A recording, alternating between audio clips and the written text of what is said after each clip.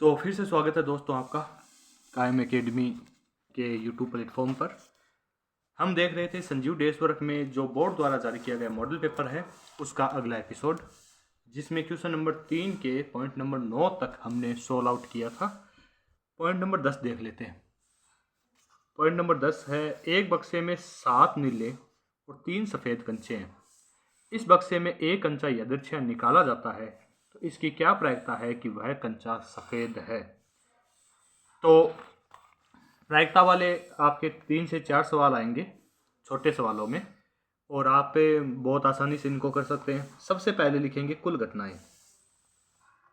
कुल घटनाएं कुल घटनाएं हमारे पास दो चीज़ें हैं, एक है नीले कंचे, एक है सफ़ेद कंचे।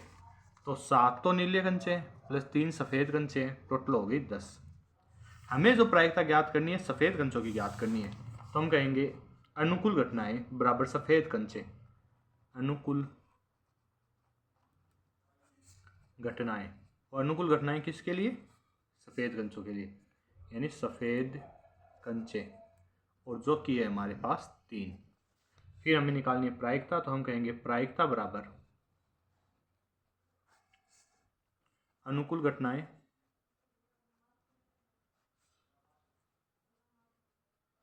बट्टे कुल घटनाएं।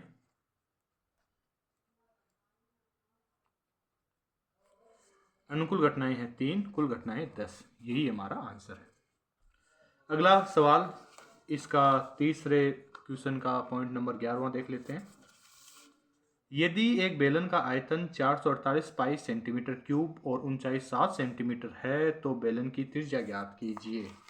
हमें दे क्या रखा है? एक आयतन दे रखा है, ऊंचाई दे रखी है, निकालना क्या है? त्रिज्या। ऐसे सवालों में जो आपको दे रखा है उसी का सूत्र लगा देना है। तो हम कहेंगे बेलन का आयतन, और बेलन का आयतन का सूत्र होता है पाई आर स्क्वायर एच बराबर हमारे पास है 448 पाई। पाई से पाई कैंसिल आउट। फिर हमें कह रखा है कि इसकी ऊंचाई 7 सेंटीमीटर है, तो आर स्क्वायर ऊंचाई का मान है 7 बराबर है 448, या हम कह देते हैं आर स्क्वायर बराबर 448 बट्टा 7। 7 का भाग देना है तो 7 6 42 से, और बच्चे कितने? 2, और 7 चौके 28, 64। या हमें निकालना आर का मान आ जाएगा 64 का अंडर रूट, जो कि होता है प्लस माइनस 8, लेकिन हमें प्लस के ही लेने हैं क्योंकि इसकी ऊंचाई हमेशा पॉजिटिव होगी, और सेंटीमीटर में दे रखा था इसलिए सेंटीमीटर। सिंपल है। इसके बाद अगला सवाल जो आपके पास है, इसका 12वां 30वें सवाल का ये अंतिम पॉइंट है। प्रथम 10 विषम संख्या प्राकृत संख्याओं का समांतर माध्य ज्ञात कीजिए। फिर से मैं कह रहा हूँ, प्रायिकता और संख्या की जो प्रश्नावलियाँ हैं काफ़ी इजी प्रश्नावली है, और इनसे कई सारे सवाल छोटे सवालों में आने की संभावना है, इसलिए इनको ठीक से तैयार कर लें आप, आपके बोर्ड एग्जाम में काफ़ी फायदेमंद रहेगी। चलो शुरू करते हैं अपने इस सवाल को।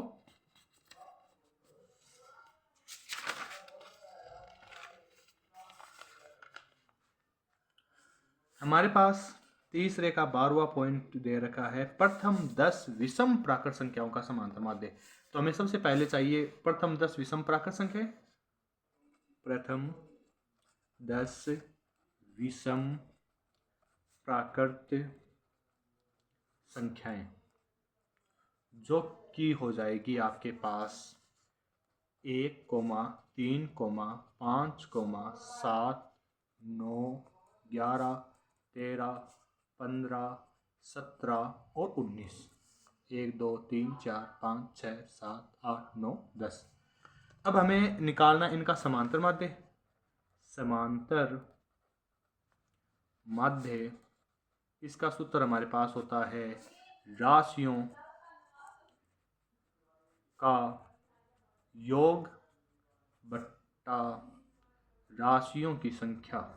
राशियों की संख्या, राशियों का योग, तो 1 plus 3 plus 5 plus 7 plus 9 plus 11 plus 13 plus 15 plus 17 plus 19, राशियों की संख्या हमारे पास है 10। ऐसे योग अगर परीक्षा में आ जाए ना और आपको ये लगे कि मुश्किल है तो बहुत ईजी हो जाता है इनको करना। 1 और 19 कितने होते हैं? 20। 3 और 17 20। 5 और 15 20। और 7 और 13 भी 20। और 9 और 11 भी 20। बट्टे कितने हो गए? 10। या हम कह सकते हैं 1 2 3 4 5 5 5 बार 20 है तो हो गए 100। 100 बट्टा 10 बराबर आंसर आ गया 10। काफ़ी इजी क्वेश्चन है। अगला क्वेश्चन हम देखते हैं। अब हम खंड ब में आ चुके हैं। खंड ब का जो चौथा क्वेश्चन है, सिद्ध कीजिए कि 3√2 + 5 एक अपरिमेय संख्या है। ऐसा सवाल आपके आना कन्फर्म है। 2 नंबर आपके एक तरह से ये पेपर आउट है 2 नंबर के लिए। ये ऐसा सवाल पक्का पक्का परीक्षा में आएगा और ये बहुत ज़्यादा इजी है। हमें क्या सिद्ध करना है क्वेश्चन नंबर 4 में कि 3 + 2√5 एक अपरिमेय संख्या है। तो हम कह देते माना 3 + 2√5 एक परिमेय संख्या है।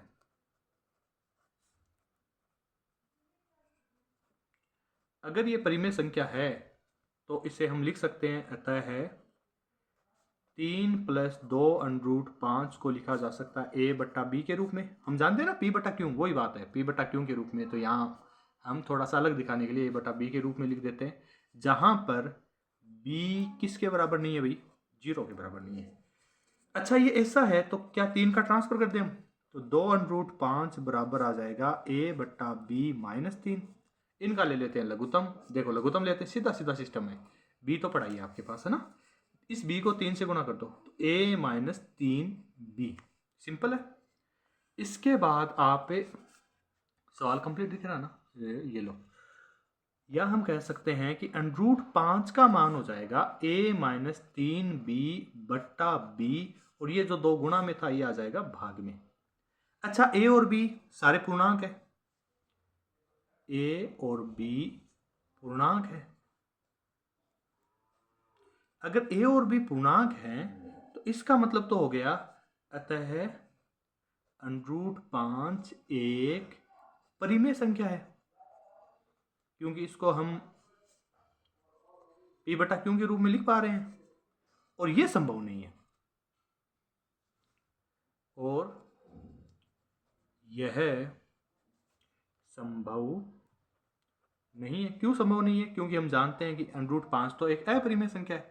जब √5 अपरिमेय संख्या है और जबकि हमारा जो मानना हुआ है इससे ये परिमेय संख्या साबित हो रही है, इसका मतलब हमने जो माना था वो गलत है।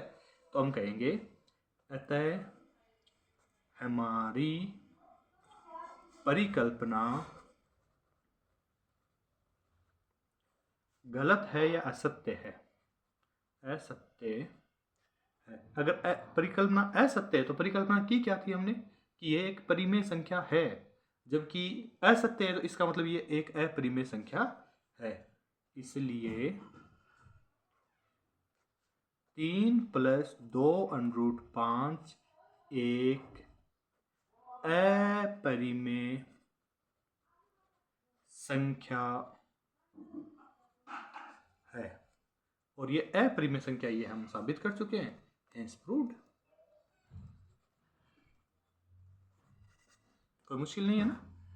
काफ़ी इजी क्वेश्चन है, ये पक्का आना है। 2 नंबर आप पक्का पक्का ला सकते हैं इसके अंदर। आगे देखो अगला सवाल देखते हैं हम इसका क्वेश्चन नंबर 5।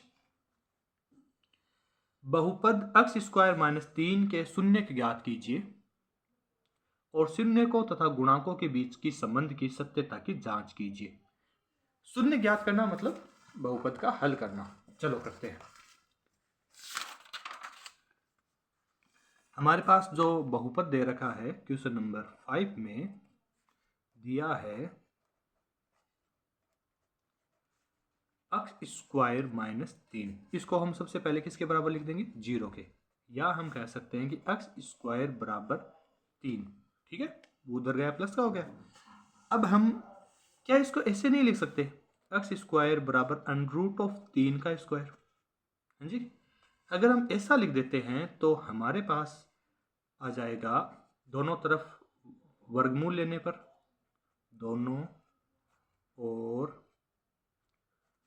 वर्गमूल करने पर हमारे पास आ जाएगा x बराबर √3, लेकिन ध्यान रखें +-3, ठीक है।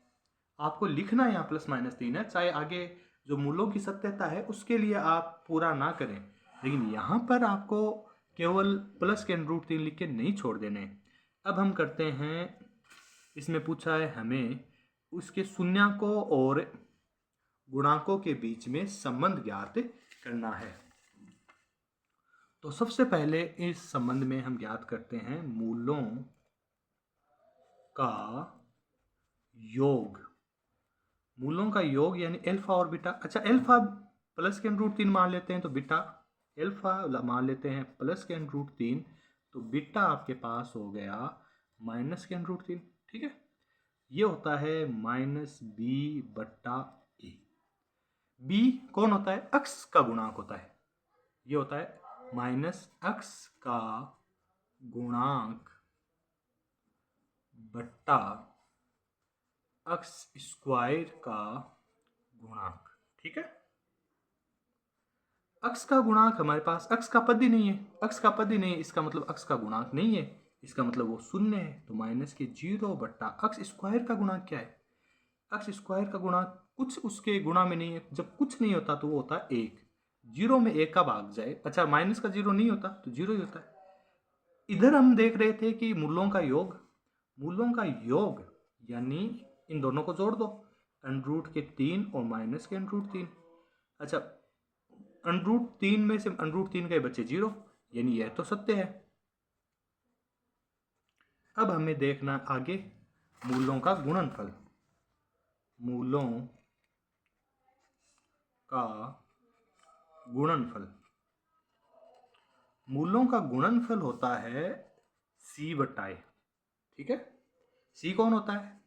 अचर बट्टा x² का गुणांक। आपको इतना पूरा लिखने की जरूरत नहीं है परीक्षा में, आप c/a लिख के काम चला सकते हैं। मैं आपको समझाने के लिए सारा कुछ लिख रहा हूँ। या आप कह सकते हैं मूलों का गुणनफल यानी -के√3 को गुणा करना आपको प्लस के √3 से, बराबर c का मान आपके पास है -3/a। x² का कोई अपने पास गुणांक नहीं है उपलब्ध, यानी उसका गुणांक है 1। माइनस को प्लस से गुणा किया होगा माइनस, √3 को √3 से गुणा किया होगा 3, ठीक है। और -3 में 1 का भाग गया -3। ये भी क्या है? सत्य है। कोई मुश्किल? काफी इजी है ना? अच्छा, दिख नहीं रहा? ओहो सॉरी भाई। एक सवाल और देख ले, कम से कम एक तो देख ही लेते हैं। सवाल है आपका, 2 अंकों की एक संख्या और उसके अंकों को उलटने पर बनी संख्या का योग 66 है। यदि संख्या के अंकों का अंतर 2 है तो संख्या ज्ञात कीजिए। ऐसी संख्याएं कितनी हैं? नए पेज से शुरू कर लेते हैं। देखो, बहुत इजी होते हैं ये क्वेश्चन। इनमें कुछ बच्चों को अलजेब्रा के कारण डर जरूर लगता है, लेकिन डरने वाली कोई बात नहीं, बहुत इजी है ये क्वेश्चन। जैसे दे रखा है वैसे कर दो। सबसे पहले क्वेश्चन नंबर 6 लिखो, दिया है। ये दिया है ना, ये बहुत इंपॉर्टेंट है। ये एक तो आपको सवाल को समझने में मदद करता है, दूसरा आपको मान लो सवाल आगे चल के ना आए तो भी कुछ नंबर दिलाएगा आपको। कुछ नहीं से कुछ अच्छा। भाई अपने मारवाड़ी में कहावत है ना, भागता है चोर की लंगोटी चौकी। चलो, 2 अंकों की एक संख्या, तो 2 अंकों की है तो दोनों अंक मानने पड़ेंगे। माना एक अंक बराबर x तथा दूसरा अंक क्या है? y, ठीक है। उसके अंकों को उलटने पर बनी संख्या का योग 66 है। अतः संख्या, अच्छा ये एक अंक है, इसको हम मान लेते हैं इकाई, ठीक है। तो दूसरा अपने आप क्या हो जाएगा? दहाई। जब भी संख्या बनाएंगे तो दहाई को 10 से गुणा करेंगे और इकाई को जोड़ देंगे। ये क्यों करते हैं, कुछ बच्चों को ये समझ में नहीं आता है। सुनो, बहुत ईजी है। आपने जैसे लिखा है 25, वास्तव में 25 क्या है? क्या ये 2 और 5 है? जी नहीं, ये 5 तो सीधा है, लेकिन 2 को 10 से गुणा करते हैं अपने। 2 को जैसे 10 से गुणा किया तो ये हो गया 20 प्लस 5 तो हो गया 25। ठीक है, आगे बात पकड़ में, यानी इकाई को सीधा लिखते हैं और दहाई को 10 से गुणा करते हैं। अंकों को पलटने पर भी तो हमें संख्या बनानी है। अंकों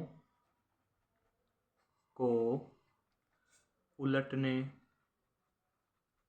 पर, अंकों को जैसे ही उलट देंगे तो इकाई का जो अक्ष था वो तो हो गया दहाई, और जो दहाई का y था वो हो गया इकाई। ठीक है, ये कह रहा है कि योग 66 है। ये दिया है ना, ये यहां काम आएगा। दिया है योग बराबर 66। किसका योग? इन दोनों संख्याओं का। 10y plus x plus 10x plus y बराबर क्या हो गया? 66। इसको हम कह सकते हैं 10y और y हो गया 11y plus x plus 10x, 11x बराबर हो गया 66। या 11 ले लेते कॉमन, y प्लस x बराबर हो गया 66, या y प्लस x बराबर 66/11, जो कि अपने पास हो गया 6 बार आ गया 6। यानी हमारे पास कुल मिलाकर आ गया एक समीकरण y प्लस x बराबर 6, समीकरण नंबर 1। दूसरी बात हमें कह रखी है, यदि संख्या के अंकों का अंतर 2 है। अंतर कितना है? 2। अंतर बराबर 2, यानी मान लो किसी में से कोई सा घटा लो, उससे फर्क नहीं पड़ेगा, क्योंकि जैसे y में से x घटाते हैं तो कितना आता है? 2। ये समीकरण हो गई दूसरी। दोनों समीकरणों को जोड़ने पर, दोनों समीकरण जोड़ने पर, दोनों समीकरण जैसे आप जोड़ेंगे y और y हो गए 2y, x में माइनस के x जुड़े हो गए 0, 6 और 2 हो गए 8। या आप कह सकते हैं कि y बराबर 8/2 बराबर आ गया 4। y का मान समीकरण कौन से में रखें? 1 में रख दे। 1 में रखने पर, अच्छा दिख नहीं रहा गया, सॉरी भाई। समीकरण 1 में जैसे ही y का मान आप रख देंगे तो आपके पास हो जाएगा या 4 प्लस x बराबर 6, या x बराबर 6 माइनस 4, यानी x बराबर 2। ठीक है, और y का मान आ गया था आपके पास 4।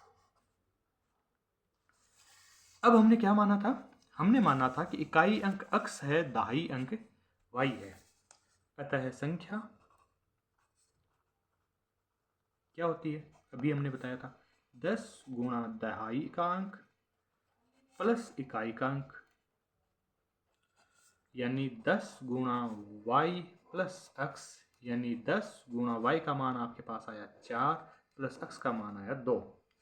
तो ये हो गया आपके 40 प्लस 2 बराबर 42। अच्छा, उल्टा भी तो मान सकते थे आप, y को इकाई अंक और x को दहाई अंक मान सकते थे। तो अन्य संख्या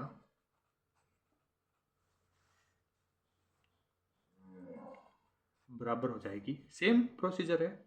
आप इकाई जिसको माना था आप दहाई मान लो, दहाई को इकाई मान लो, यानी 2 को 10 से गुणा कर दो और 4 जोड़ दो, यानी 20 प्लस 4 बराबर 24। कितनी संख्या हो गई? अतः ऐसी कुल 2 संख्याएं हैं। आज के लिए धन्यवाद, इतना ही करते हैं, फिर मिलते हैं जल्दी ही।